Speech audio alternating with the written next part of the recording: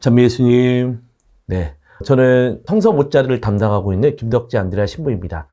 이번 시간에 요한이 전해준 따뜻한 이야기에 대한 부분들을 강의를 할 텐데요. 시작기도 하고요. 요한복음이 어떻게 우리들에게 본인의 어떤 신앙들, 또 신학적인 주제들을 전해주고 있는지 한번 살펴보는 시간 갖도록 하겠습니다. 성부와 성자와 성령의 이름으로 아멘. 사랑하신 주님, 이 시간 당신께서 함께 해주시고 또 저희들이 당신의 말씀을 공부하는 가운데 저희들의 믿음이 한층 더 커나갈 수 있도록 이끌어 주소서. 하늘에 계신 우리 아버지, 아버지의 이름이 거룩히 빛나시며 아버지의 나라가 오시며 아버지의 뜻이 하늘에서와 같이 땅에서도 이루어지소서. 오늘 저희에게 일용할 양식을 주시고 저희에게 잘못한 일을 저희가 용서하오니 저희 죄를 용서하시고 저희를 유혹에 빠지지 않게 하시고 악에서 구하소서. 아멘. 성부와 성자와 성령의 이름으로 아멘. 네, 이번 시간에 저희들이 봐야 될 부분 한 세 가지로 좀 보게 되겠는데요. 첫 번째는 요한복음서의 어떤 집필, 어떤 시기와 또 환경이 어땠는지, 또 그 다음에 요한복음이 갖고 있는 집필의 목적과 메시지가 무엇인지, 그리고 마지막에는 제자들의 발을 씻어주는 내용이 요한복음에만 등장되어 있긴 하거든요. 그것에 대한 의미들을 좀 보면서 요한복음이 우리들에게 어떤 것을 전해주고 있는지 한번 전체적으로 보도록 좀 하겠습니다. 요한복음은 다른 복음서랑 다르죠. 공관복음에서는 예수님의 어떤 정체가 자꾸 가려집니다. 그리고 예수님이 기적을 해서 그 사람들이 낫게 되면 예수님의 그런 행적들을 예수님이 널리 알려라 이렇게 하지 않고 그 사람에게 어디 가서 얘기하지 말라고 자꾸 이야기합니다. 이것이 이제 메시아에 대한 비밀이라는 주제를 갖고 있긴 한데, 공관복음은 이렇게 예수님의 어떤 행적들을 자꾸 이렇게 가립니다. 자꾸. 그런 거에 비하면 요한복음은 아예 처음부터 나는 생명의 빵이다, 나는 세상의 빛이다, 나는 착한 목자다 라고 하면서 본인 스스로 당신을 계시하고 계셔요. 이러한 부분들. 이렇기 때문에 요한복음과 공관복음은 좀 다를 수 있고 다르고, 그러다 보니까 요한복음은 좀 더 어렵다라고 느껴질 수 있을지도 모르겠습니다. 그러나 요한복음은 이렇게 자기의 계시에 대한 부분들이 명확하게 된 것은 그 당시에 어떤 상황들이 좀 결부되어 있기 때문에 이렇게 어떤 계시에 대한 부분들이 명확하게 드러난다고 할 수 있겠습니다. 그렇다면 요한복음이 갖고 있는 어떤 집필의 시기와 환경을 좀 보겠는데요. 요한복음은 4개의 복음서 중에서 가장 늦게 쓰여진 복음서입니다. 학자들 따라서 좀 연도가 좀 다르긴 하지만 한 100년경에서 110년경 사이 왔다 갔다 하는 경우인데요. 이 시기에 또 특징적인 것은 유다교하고 그리스도교가 명확하게 갈라서는 시점이기도 한다는 거예요. 왜 그러냐라고 이야기를 하면 1차 유다 항쟁이 있었는데요. 67년부터 70년 사이에서 로마를 대항해서 유다 민족들이 항쟁을 일으킵니다. 그런 가운데 이제 기원 후 70년경에 이 티투스 장군에 의해서 예루살렘이 함락이 되고 예루살렘이 철저철미하게 무너집니다. 그 무너진 상태가 지금으로 이제 계속 와 있는 상태인데, 유다인들에게 어떻게 율법과 사실 예루살렘에서 이 두 가지 되게 중요하거든요. 유다인들에게. 그러다 보니까 예루살렘 성전이 무너지니까 그들이 뭘 강조할 수밖에 없겠습니까? 당연히 율법을 강조할 수밖에 없고 자신들의 성경을 확정 지을 수밖에 없는 상황이 벌어진 거죠. 이것을 읽어야 된다라고 하는. 그러다 보니까 기원 후 한 90년경에 얌리아 회의라는 것을 유다인들이 열게 됩니다. 얌리아라는 지역인데 이 지역에서 회의를 열게 되는데, 이 회의를 열면서 몇 가지 정한 규칙들이 있는데 그 중에서 대표적인 것들을 보면, 첫 번째는 자신들이 갖고 있는 성경들이 있는데 그 성경들 안에서 히브리어로 된 것만 자신들의 성경이라고 인정을 하고 그것만이 회당에서 읽혀질 수 있다라고 선언을 합니다. 그런 가운데 18개 축복기도문이 있는데 그 축복기도문 안에 이 저주의 문구가 추가가 되고요. 그다음에 또 하나는 회당에서 그리스도교 신자들을 쫓아내는 것을 결의를 합니다. 그러다 보니까 요한복음에서는 자꾸 예수님이 메시아라고 고백하면 회당에서 내쫓기기로 한다라고 유다인이 이미 합의하였기 때문이다 라고 하는, 그 다음에 또 어떤 사람은 많은 사람들이 예수님을 믿었지만 바리새인 때문에 회당에서 내쫓길까 봐 두려워서 그것을 고백하지 못하였다 라고 이야기하는, 이런 회당에서 내쫓기는 것에 대한 부분들이 아주 잘 등장되어 있습니다. 그래서 사람들이 너희를 회당에서 내쫓을 것이다 라고 하는 예수님 말씀도 요한복음에 잘 담겨져 있기도 합니다. 그 추방의 이유가 아시는 것처럼 예수님이 메시아로 고백했기 때문에 그래서 쫓아내기 시작한 겁니다. 그러다 보니까 요한복음에서는 이러한 신앙 고백들이 있으면서 자꾸 믿을 것인가 믿지 않을 것인가에 대한 부분들이 명확하게 등장되다 보니까 선택을 강조할 수밖에 없고, 그러다 보니까 예수님의 계시가 명확하게 전달이 되면서 넌 이것을 믿을 거야? 아니면 믿지 않을 거야?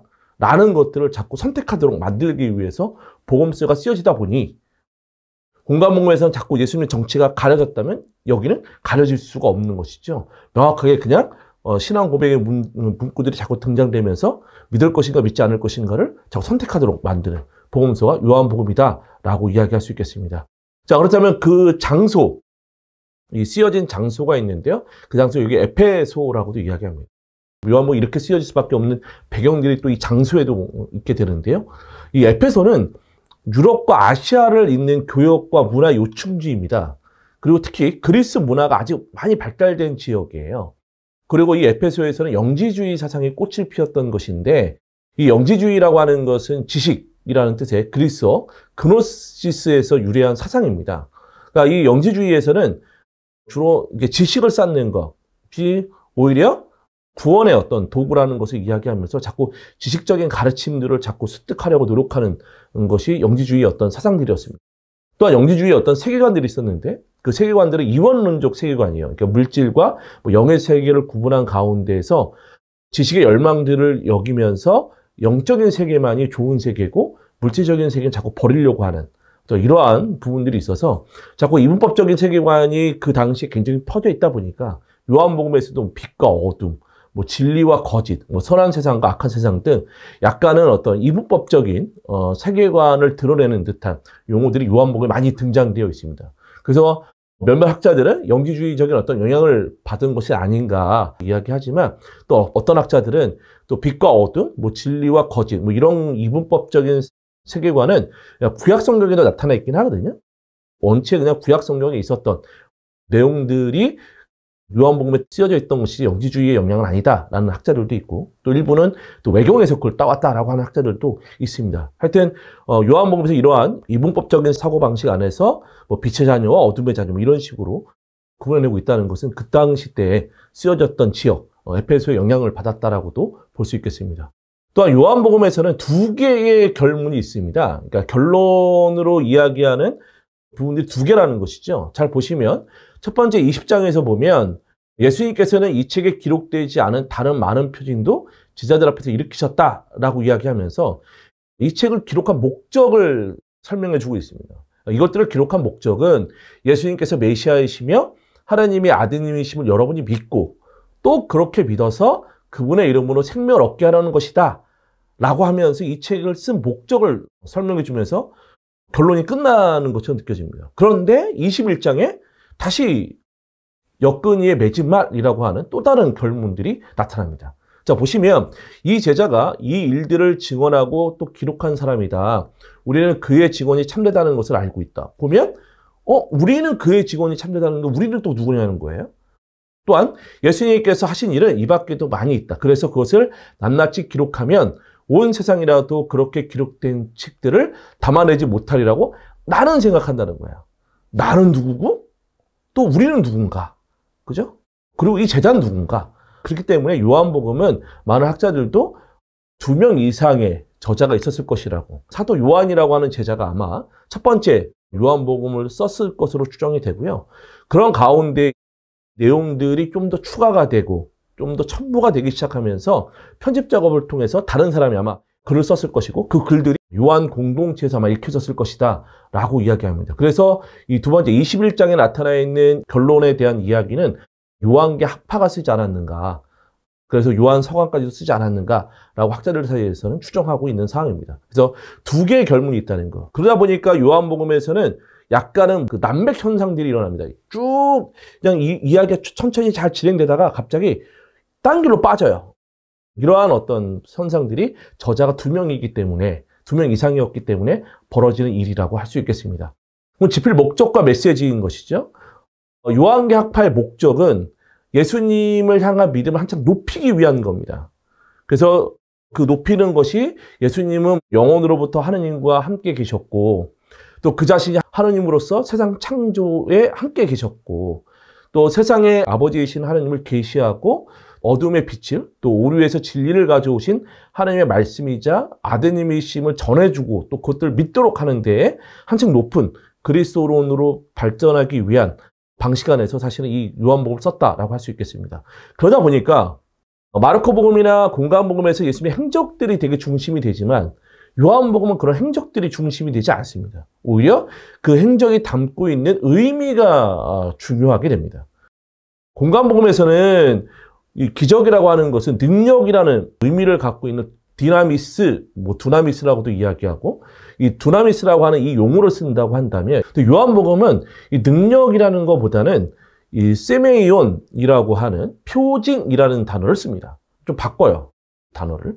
근데 이 표징이라고 하는 것은 바로 무슨 뜻이냐? 예수님의 정체를 가리키는 것이거든요. 아까 우리가 잠깐 봤던 것처럼 자기 계시에 대한 나는 생명의 빵이다 라는 내용들이 많이 등장되어 있지 않습니까? 요한복음에서는. 그러다 보니까 예수님의 정체를 가리키는 겁니다. 근데 이 세메온이 뭐냐? 표징이라는 것이 뭐냐? 이정표예요. 이 가리키는 거거든요. 공관복음에서는 예수님의 정체를 자꾸 가리라고 이야기를 한 반면에 요한복음은 예수님의 가리키는 거죠. 그러다 보니까 예수님의 자기 계시에 대한 내용들이 명확하게 등장됩니다. 근데 왜 그럴까? 공관복음은 자꾸 예수님의 정체를 가린다는 건 그런 거예요. 그들이 잘못된 메시아관을 갖고 있었기 때문이에요.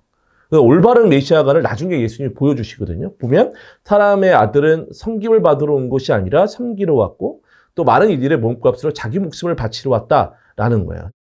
어떻게 보면 공관복음에서는 디나미스, 예수님이 기적을 베풀면서 거대한 능력이 있잖아요. 왕으로 비춰질 만한 것들이 있다고 한다면 자꾸 한 구령을 내리고 오히려 그 속에서 진정한 그리스도의 모습은 바로 섬김을 받으러 온 것이 아니라 섬기러 온 분이라는 것을 나타내고 싶어서 사실은 이런 한 구령을 자꾸 공관복음에서 이야기합니다. 그런 거에 비하면 요한복음은 아까 말씀드렸던 것처럼 표징이에요. 가리키는 거예요. 믿을 것인가 믿지 않을 것인가 이것들을 명확하게 구분해내기 위해서 이 단어조차도 능력이라는 디나미스한 용어를 쓰지 않고 표징이라는 단어를 썼다라고 말씀드릴 수 있겠습니다. 그러다 보니까 공관복음에서는 여러 가지 기적에 대한 이야기들이 되게 많아요. 아주 많습니다. 그러나 아까 말씀드렸던 요한복음은 표징이죠. 계시예요. 계시에 대한 측면들이 강하거든요. 그러니까 공관복음에서 여러 가지 있었던 그 기적의 내용들을 요한복음은 딱 7개만 가져옵니다. 거기 안에는 항상 같이 결부가 되어 있는 건 담화문이에요. 예수님이 이 표징들을 한 다음에 표징들을 한 사람들과 이렇게 대화를 하면서 당신이 어떤 분이신지를 명확하게 계시를 해주고 있는 부분들이거든요. 근데 이러한 계시들은 나는 뭐 생명의 빵이다, 뭐 세상의 빛이다 라고 계시를 하지만 이 계시에 대한 내용들은 사실 탈출기, 나는 있는 나다 라고 하는 진정한 하나님의 이름의 의미를 담고 있는 겁니다.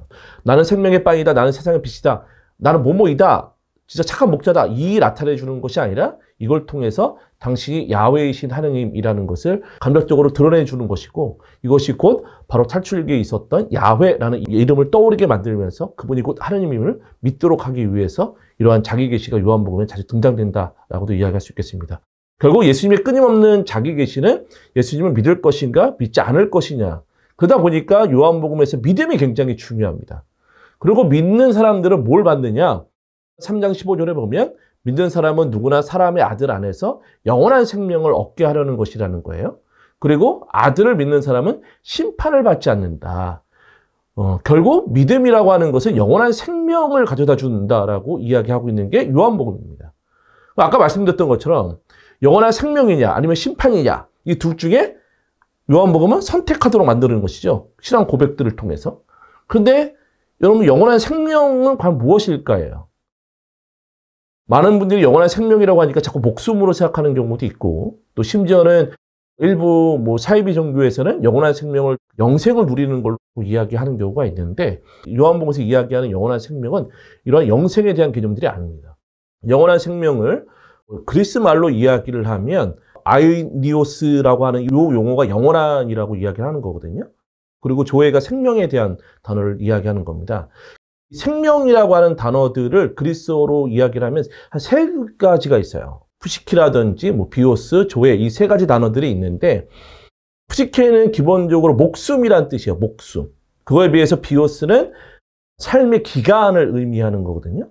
조회는 생명이라고 단어를 이야기할 수 있겠는데 생물학적 삶의 기간이 아니라 이 관계 안에서의 생명이기 때문에 이 관계를 맺는 것이 영원한 생명에 대한 부분이다 보니 요한복음 17장 3절에서는 영원한 생명이란 목숨이 아니라 홀로 참 하느님이신 아버지를 알고 아버지께서 보내신 예수 그리스도를 아는 거예요. 내가 아버지 안에 있고 아버지가 내 안에 있고 너희들이 내 안에 있고 안에 있는 어떤 관계를 맺고 결합되어 있는 일치에 대한 부분들을 이야기하고 있는 게 바로 요한복음입니다. 그래서 요한복음에서 영원한 생명은 일치예요.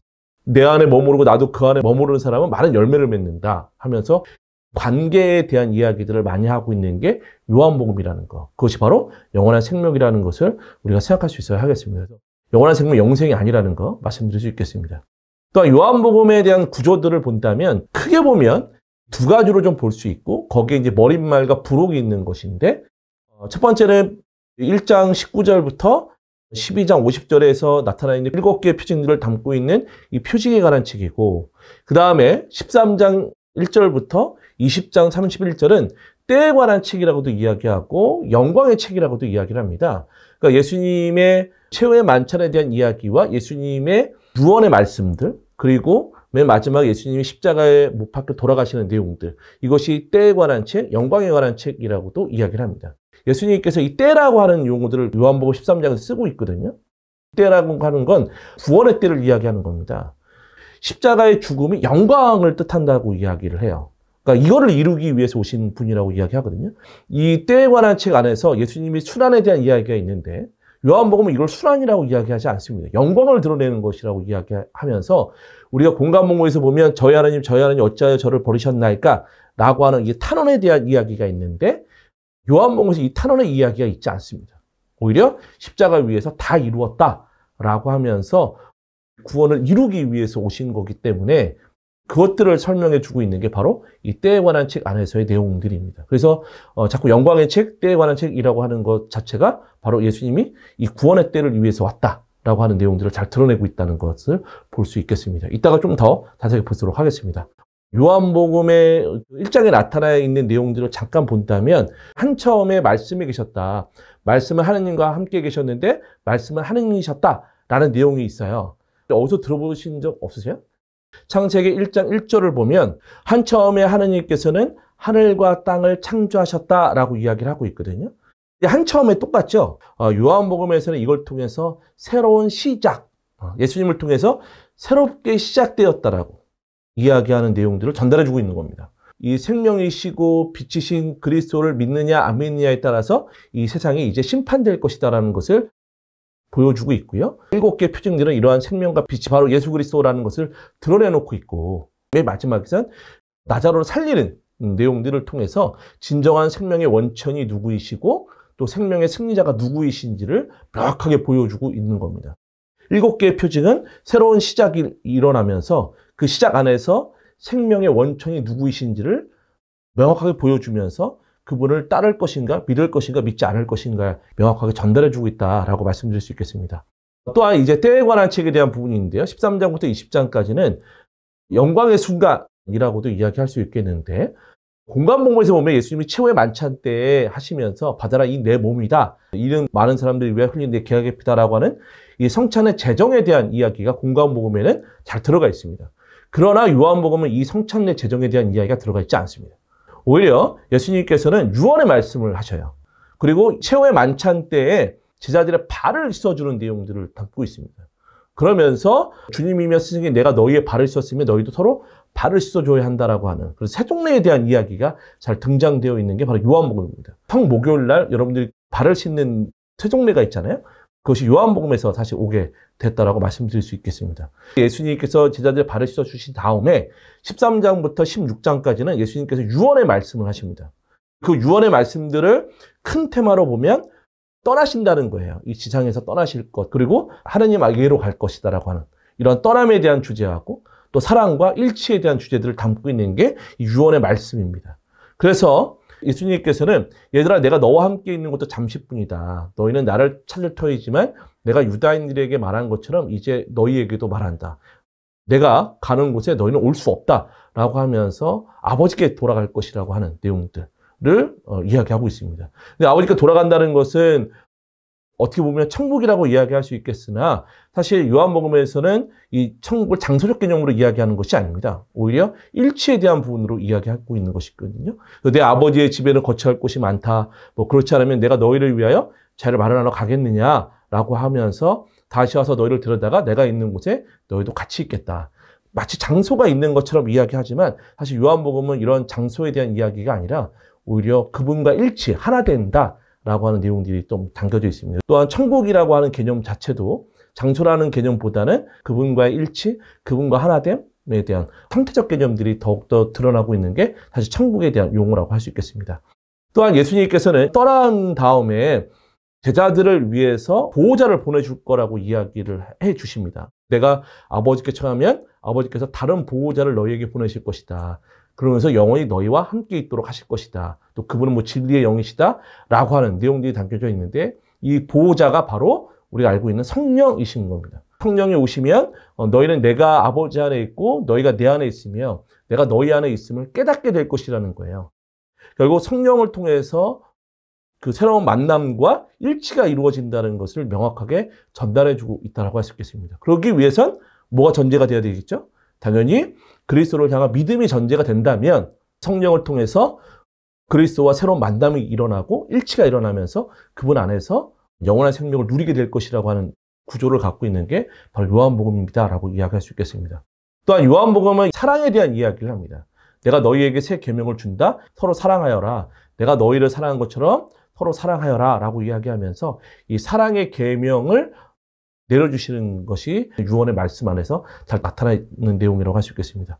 또한 요한복음에서는 이 사랑하다 아가파오라고 이야기하는데 이것이 총 40번 정도 사용되는데 그 중에서 31번이 요한복음 13장부터 17장 사이 안에 담겨져 있는 내용입니다.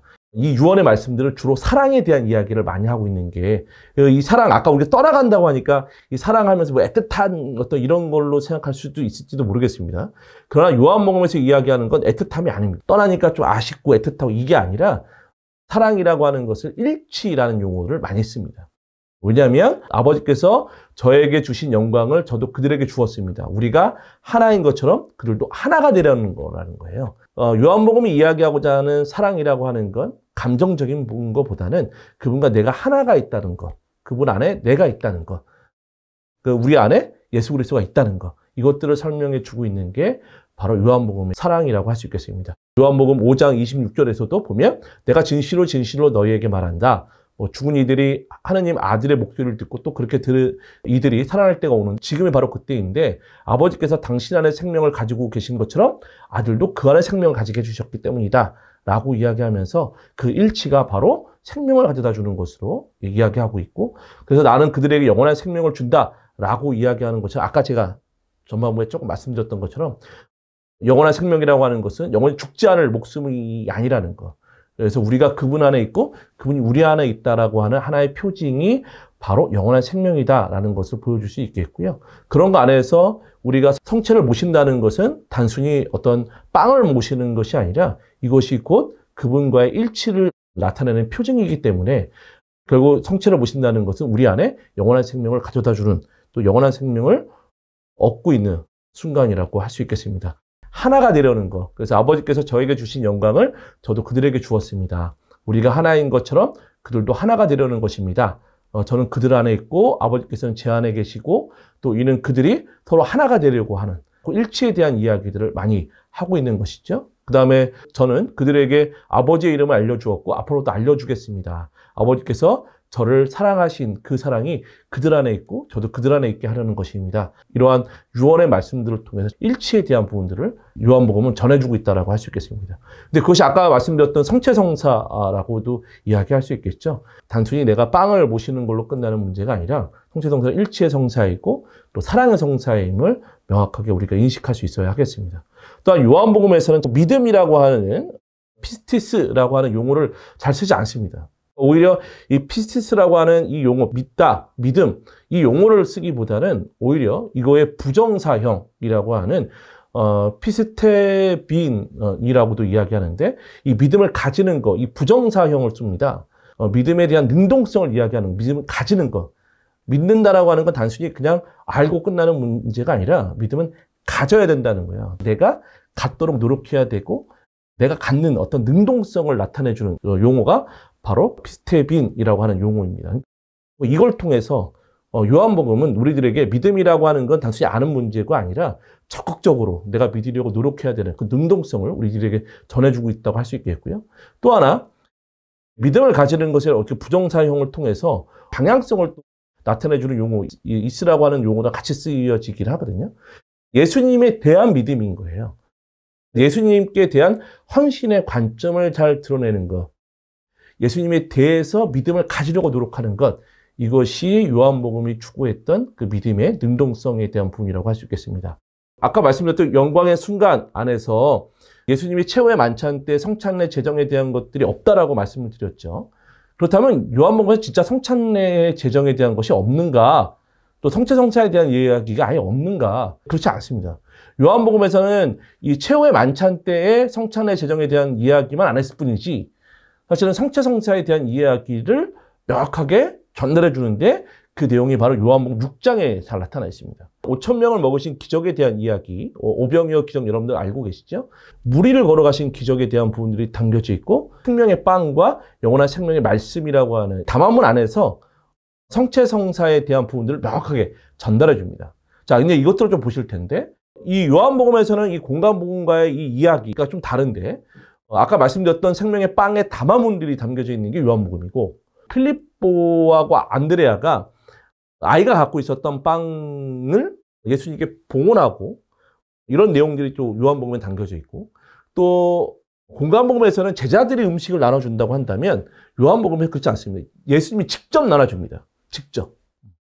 그리고 요한복음 6장 12절에서 보면 이것들이 버려지는 것이 없도록 남은 조각을 다 모아라고 하는 이 내용들도 담겨져 있는 게 요한복음의 6장에 대한 이야기입니다. 공간복음과는 좀 차이점들이 좀 담겨져 있습니다. 그러면서 성체성사를 유추할 수 있는 내용들이 잘 담겨져 있는데 요한복음 6장 48절에 보면 나는 생명의 빵이다 라고 이야기할 뿐만 아니라 나는 하늘에서 내려온 살아있는 빵이다. 누구든지 이 빵을 먹으면 영원히 살 것이다. 내가 줄 빵은 세상에 생명을 주는 나의 살이다 라고 하면서 이 성체성사를 유추할 수 있을 만한 내용들이 요한복음 6장에 잘 담겨져 있습니다. 그런 가운데에 이 살에 대한 이야기를 어떤 사람들은 진짜 살로 받아들이고 그 의미를 알아듣지 못하는 사람과 알아듣는 사람과의 명확한 갈림길이 서고 있는 게 바로 요한복음 6장에서 나타납니다. 그래서 저 사람이 어떻게 자기 살을 우리에게 먹으라고 줄 수 있는가 하면서 유다인들 사이에서 말다툼이 벌어졌고 그러면서 예수님의 성체성사에 대한 이야기 그래서 더욱더 그들이 알아들을 수 뭐랄까 믿음이 없으면 받아들일 수 없는 말들을 자꾸 하십니다. 그래서 내가 진실로 너희에게 말한다. 너희가 사람의 아들의 살을 먹지 않고 그의 피를 마시지 않으면 너희는 생명을 얻지 못한다라고 하는 내용들이 담겨져 있습니다. 그래서 어떻게 보면 이러한 성찬례적 표현들을 통해서 요한복음 6장에서는 그분을 따르는 사람이 있는 반면에 그분을 거부하고 예수님을 떠나는 내용이 아주 잘 등장되어 있습니다. 자, 보시면 이 말씀은 아까 뭐 살에 대한 이야기, 피에 대한 이야기를 막 하다 보니까 거부감이 일으켜지는 것이죠. 그 말의 의미를 잘 못 알아듣다 보니까. 왜냐하면 예수님을 믿지 않으니까 그 말들을 받아들일 수가 없었던 겁니다. 그러니까 어떤 사람, 일부 사람들은 이 말씀은 듣기가 너무 거북하다. 누가 들을 수 있겠는가? 또 이 말이 너희 귀에 거슬리냐? 영은 생명을 준다. 그러나 육은 아무 쓸모가 없다. 내가 너희에게 한 말은 영이면 생명이다라고 막 이야기를 예수님이 하시지만 믿음이 없는 사람은 이 얘기가 무슨 얘기인지 모르는 거예요. 그러다 보니까 이제 이 일이 일어난 뒤에 제자들 가운데 많은 사람들이 되돌아가고 더 이상 예수님과 함께 다니지 않았다라고 이야기하면서 예수님을 믿는 사람과 믿지 않는 사람들이 갈라지는 상황이 벌어집니다. 그런 가운데 예수님께서는 12제자에게 너희도 떠나고 싶으냐 하고 물어봤고 시몬 베드로가 주님 저희가 누구에게 가겠습니까? 주님께는 영원한 생명의 말씀이 있는데 누구에게 가겠느냐라고 명확하게 이야기하면서 베드로를 통해서 또다시 12사도들은 신앙 고백을 하고 있다고 볼 수 있겠죠. 예수님이 진정한 하나님의 말씀이시고 진정한 하나님의 말씀을 통해서 우리들에게 살과 피를 내어줌으로써 하나님과의 일치된 것 안에서 영원한 생명을 누리도록 만들어주신 분이라는 것을 요한복음 6장에서는 명확하게 설명해 주고 있는 겁니다. 이것을 믿느냐 믿지 않느냐에 대한 문제인 것이죠. 그리고 요한복음 6장 이후로부터 예수님을 믿었던 사람들은 예수님하고 이제 같이 그 길을 가면서 라자로의 어떤 부활도 같이 체험하게 되거든요. 그런데 믿지 않는 사람들은 어떻게 되겠습니까? 당연히 예수님을 죽이려고 했던 사람으로 돌변하기 시작합니다.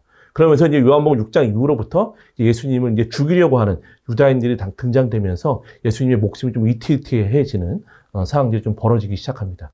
요한복음에서 나타나 있는 5천 명을 먹으신 기적에 대한 사건은 단순히 빵을 많게 해서 5천 명을 먹였다라고 하는 놀라운 업적을 이야기하는 것이 절대 아니라는 것을 알 수가 있습니다. 요한복음은 5천 명을 먹으신 기적의 사건을 통해서 성체성사에 대한 부분들을 드러내고 있는 겁니다. 내 살을 먹고 내 피를 마시는 사람은 영원한 생명을 얻고 나도 마지막 날에 그를 다시 살릴 것이다 라고 하는 이 성찬례적 내용들이 바로 5천 명을 먹으신 기적의 의미라는 것을 잘 설명해 주고, 이것이 바로 성체성사가 바로 일치의 성사이면서 사랑의 성사임을 잘 전달해 주고 있다고 할 수 있겠습니다.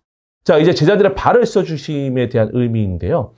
예수님께서는 제자들의 발을 씻어주는 내용들이 담겨져 있는데 이것이 가져다 주는 의미가 있습니다. 요 단어들에 대한 부분들 안에서 좀 볼 수가 있겠는데, 겉옷을 벗으셨다라고 하는 단어가 있어요. 티티신이라고 하는 부분인데 이걸 벗으셨다는 거거든요. 이마티아라고 하는 용어는 옷입니다. 옷을 벗으셨다라고 이야기하는데, 예수님께서 그 옷을 벗었다는 건 단순히 옷만 벗었다라고 하는 뭐랄까 동작에 대한 설명이 아닙니다. 이 용어는 요한복음 10장에 보면 나는 착한 목자다. 착한 목자는 양들을 위해서 자기 목숨을 내놓는다라고 이야기하거든요.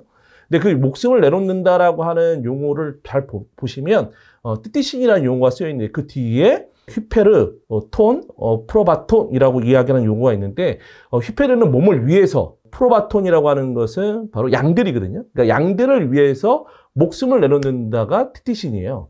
근데 아까 우리가 앞에서 봤던 것처럼 겉옷을 벗으시는 것도 티티신이죠. 그러니까 이 티티신이라고 하는 용어는 이 두 개를 같이 비교해서 본다면 겉옷을 벗으셨다는 것은 단순히 그냥 겉옷을 벗고서 제자들 발을 씻었다 이거를 이야기하는 것이 아니라 제자들을 위해서 목숨을 내놓는 것에 대한 의미를 담고 있는 게 겉옷을 벗으셨다라고 하는 용어랑 동일한 용어인 겁니다. 그러니까 결국 발을 씻어주는 행위라고 하는 것은 단순히 제자들의 발을 깨끗하게 해줬다라는 것이 아니라 당신의 죽음을 상징하고 있는 내용이 바로 제자들의 발을 씻어주는 행위에 대한 의미라고도 할 수 있겠습니다. 그 의미들을 드러내기 위해서 내가 너희에게 한 일을 깨닫겠느냐, 너희는 나를 스승님 또는 주님이라고 부르는데 그렇게 하는 것이 옳다. 나는 사실 그러하다. 주님이며 스승님 내가 너희의 발을 씻어주었으면 너희도 서로 발을 씻어줘야 한다 라고 이야기를 하면서 이 발을 씻는다는 것은 단순히 아까 얘기했던 것처럼 깨끗하게 하는 것이 아니라는 것이죠. 그러니까 남을 위해서 또 내 이웃을 위해서 내 목숨을 내놓는 행위, 내 자신을 내놓는 사랑의 행위가 바로 이 발을 씻는다는 의미로 볼 수 있겠습니다. 그러다 보니까 예수님이 발을 씻은 다음에 계명을 주시는 거죠. 뭘 하라고. 내가 너희를 사랑한 것처럼 너희도 서로 사랑하라고 하는 사랑의 계명들을 우리들에게 전해줬던 겁니다. 요한복음이 이야기하고자 하는 사랑이라고 하는 것은 애틋함, 또 뭐 감정적인 어떤 이러한 것이 아닌 것이죠. 그러니까 내 목숨을 내놓는, 그러니까 자기 희생이 들어가 있는 것이 바로 이 사랑이라는 것을 요한복음은 이 제자들의 발을 씻어주는 내용을 통해서도 명확하게 전달해주고 있는 겁니다. 사랑에 대한 깊은 의미, 사랑이 담고 있는 어떤 신학적인 여러 가지 의미들을 아주 잘 설명해 놓은 게 요한복음입니다. 그래서 요한복음은 제 개인적으로는 사랑의 복음서가 바로 요한복음이지 않을까라고 할 정도로 이 사랑에 대한 이야기를 가장 많이 담고 있고 사랑의 의미를 잘 전달해주고 있는 게 요한복음이다라고 할 수 있겠습니다. 자, 그렇다면 요한복음이 담고 있는 어떤 신학적 주제들을 좀 보실 텐데요. 요한복음은 기본적으로 그리스도에 대한 신앙 고백입니다. 그래서 요한복음은 예수님께서 사람이 되신 하나님의 말씀이고 또 세상의 죄를 없애시고자 하는 하나님의 어린 양이고 또 약속된 구제주이며 메시아이며 또 하나님의 아들이심을 점진적으로 드러내는, 그래서 그 신앙으로서의 응답의 여부에 관심을 기울이고 있는 게 바로 요한복음이라고 할 수 있겠습니다. 그래서 이러한 내용들, 이러한 신앙 고백들을 통해서 네가 믿을 것이냐 믿지 않을 것이냐에 대한 선택을 하도록 만들어주는 것이죠. 그런 가운데에서 이제 뭐 생명의 빵이라든지 뭐 세상의 빛, 뭐 착한 목자, 이런 어떤 예수님에 대한 계시를 통해서 예수님이야말로 진정한 진리이시고 생명이시면서 또 예수 그리스도에 대한 믿음 안에서 영원히 목마르지 않을 물을 마실 것이고 뭐 영원한 생명을 얻는 빛의 자녀가 되어야 한다는 것을 전달해 주고 있는 게 바로 요한복음이다라고도 이야기할 수 있겠습니다. 그리고 요한복음에서는 강생 부족입니다. 말씀이 사람이 되신 우리 가운데 사셨다라고 하면서 예수님이 곧 하느님이시면서 동시에 하느님과 조금 구별되는 사람이 되셔서 오신 말씀이라는 거. 그래서 예수님은 말씀과 행동으로 당신의 구원 사명을 완수해 주셨습니다라는 것을 드러내고 있는 것이죠. 예수님은 하나님의 완전한 계시를 드러내신 분이기도 한 겁니다. 그러니까 예수님만이 예수님을 통해서 진정한 하나님이 어떤 분이시다라는 것을 명확하게 알 수 있다라고 이야기하는 게 요한복음입니다. 특히 생명의 원천이신 하느님 아버지께서는 표징들을 통해서 예수님 안에서 모든 사람들을 구원하고자 하는 당신의 사랑을 드러내고자 하는 내용들이 요한복음에 아주 잘 담겨져 있습니다. 또한 요한복음에서는 이 십자가라고 하는 것은 고통스러운 것이 아닙니다. 오히려 하나님의 영광, 아버지의 뜻을 드러내고자 하는 것이 바로 십자가인 거고, 그것을 이루기 위해서 예수님이 이 지상에 내려오셨다라고도 이야기하고 있는 것이죠. 하나님의 아버지의 뜻을 이루고자 예수님께서는 십자가의 죽음에 당신 자신을 아예 맡기십니다. 그래서 요한복음에서는 잡혀가는 것 또한 예수님이 나자렛 사람 예수가 누구요? 하면 나다! 라고 명확하게 이야기하십니다. 당당하게 그 길을, 십자가의 길을 가십니다. 나다! 나다고 하지 않느냐? 사람들이 두려워하지 않고 당신의 정치를 막 하니까 잡으러 왔던 사람들이 뒤로 물러나서 깜짝 놀라는 이런 내용들이 담겨져 있는 게 바로 요한복음이 갖고 있는 어떤 십자가에 대한 의미입니다. 또한 십자가가 높이 들어 올려짐으로써 당신은 구원 제물을 바쳤으나 부활을 통해서 생명을 받는. 그래서 십자가의 죽음은 하나님 사랑의 절정이고 완성이에요. 그러니까 예수님이 십자가 위에서 탄원에 대한 이야기가 들어가 있지 않는 것이죠. 그래서 저희 하나님, 저희 하나님 이 얘기가 들어가 있지 않고 다 이루었다라고 하는. 그러니까 하나님의 사랑을 아예 드러내는 부분들이 십자가의 사건이라고 할 수 있겠고, 예수님이 십자가의 구원을 이룬 것은 하나님께서 이 세상을 너무나 사랑하셨기 때문에 당신 아들을 내어주신 거고, 그를 통해서 이 세상을 구원의 길로 이끌려고 했다는 것이겠죠. 요한복음에서는 신앙인들에게도 그런 거와 마찬가지로 너 자신을 희생하는 것이 바로 이 십자가의 구원의 의미를 제대로 깨닫는 것뿐만 아니라 그것이 진정한 사랑이라는 것을 잘 전달해주고 있는 게 요한복음이다 할 수 있겠습니다. 또한 요한복음에서는 아까 말씀드렸던 것처럼 생명이란 단어 안에서 이 비오스라는 삶의 기간을 따지는 이 비오스라는 단어가 등장되지 않는다는 거. 오히려 조회라는 단어. 그래서 관계에 대한, 그래서 이걸 존재론적인 생명의 의미라고도 이야기하는데요. 어떻게 보면 하나님과 일치하는 것. 그래서 하나님의 모상을 가지고 있는 인간의 존재가 살아있는 하나님과 닮을 때만이 영원한 생명을 얻을 수 있다는 것들을 잘 전달해 주고 있는 게 바로 요한복음입니다. 그리스도를 받아들이고 그리스도 안에서 진정한 생명의 차원을 이룰 수 있다는 거예요. 그렇기 때문에 요한복음 17장 3절에서는 영원한 생명이란 단순히 목숨이 아니라 참 하나님이신 아버지를 알고 아버지께서 보내신 그리스도를 아는 거라고 이야기하는 겁니다. 근데 안다는 것을 우리가 지식적으로 깨달았다 이것을 이야기하는 것이 아니라 여기서 안다는 것을 온몸으로 체험하는 것을 이야기하는 겁니다. 지성으로만 그분의 존재를 깨우치는 것이 아니에요. 또한 그분께 신뢰를 보이는 정도에 그치는 것도 아닙니다. 요한복음에서는 예수님께서 당신의 십자가의 죽음을 통해서 당신을 내어주시면서 하나님과 일치를 이루신 거잖아요. 그렇기 때문에 너도 마찬가지로 영원한 생명을 얻으려면 예수님의 행적처럼 예수님의 말씀과 행적에 내 온몸을 다 던져야 된다는 거예요.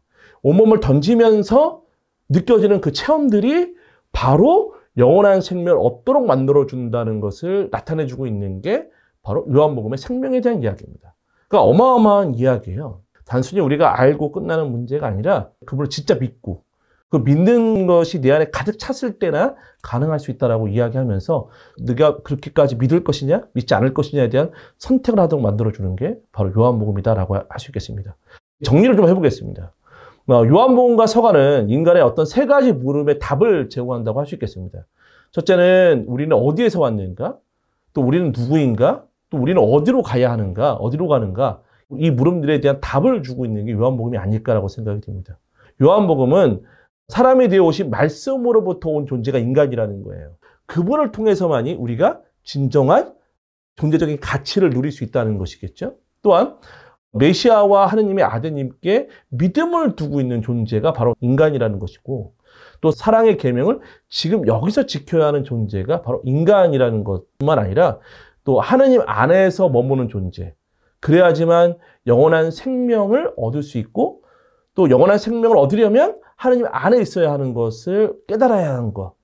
또 하느님 안에 있다는 것을 체험하는 것. 그것이 바로 인간이라는 것을 잘 설명해 주고 있는 게 요한복음이다라고 할 수 있겠습니다.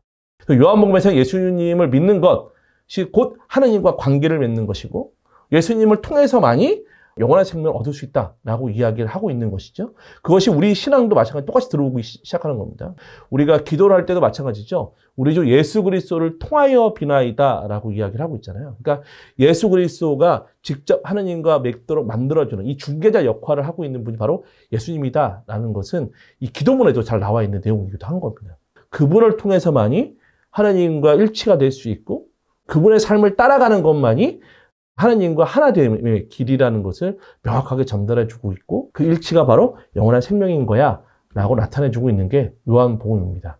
그래서 요한복음은 예수님이 누구이신가 또 하나님으로 계시된 예수님을 믿는가 그리고 어떻게 예수 그리스도를 올바르게 따를 수 있는가에 대한 물음에 대한 답을 통해서 믿음과 또 희망과 또 사랑의 삶을 제시하는 것. 그래서 성숙한 믿음의 길로 나아가도록 만들어주는 것.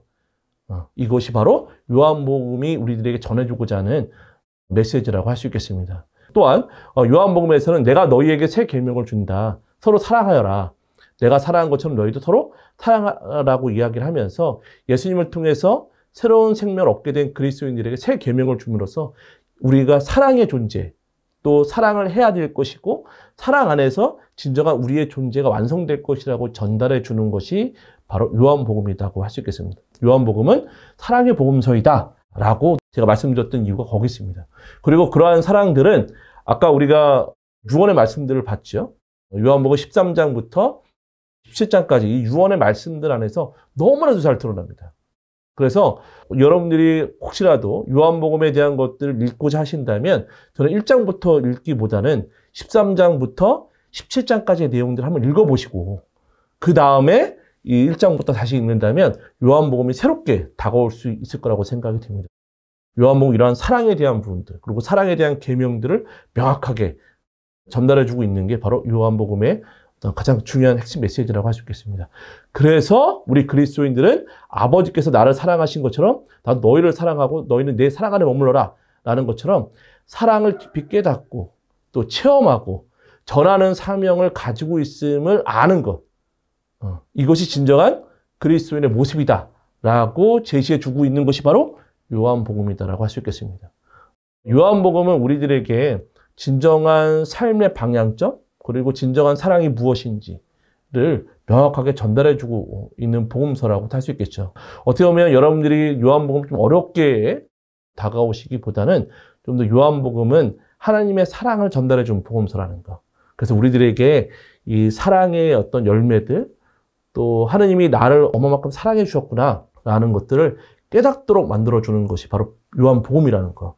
다시 한번 생각하시면서 다시 한번 요한복음을 펼쳐서 읽어볼 수 있었으면 좋겠습니다. 그 읽으실 때 아까 말씀드렸던 13장부터 17장까지 읽어보시고 그 다음에 1장부터 다시 예수님에 대한 삶에 대한 것들 다시 반추해 보신다면 요한복음이 전해주고자 하는 그 사랑들이 여러분 안에 또 가득 차지 않을까라고 생각이 듭니다. 요한복음에 대해서 우리가 살펴봤는데요. 여러분들이 어떻게 보면 요한복음을 통해서 하나님에 대한 사랑 또 그리스도에 대한 믿음이 더욱더 강해질 수 있었으면 좋겠습니다. 자, 그러면 마친 기도하면서 이 시간 마치도록 하겠습니다. 성부와 성자와 성령의 이름으로 아멘. 하나님 감사합니다. 영광이 성부와 성자와 성령께 처음과 같이 이제와 항상 영원히 아멘. 성부와 성자와 성령의 이름으로 아멘. 네, 수고하셨습니다.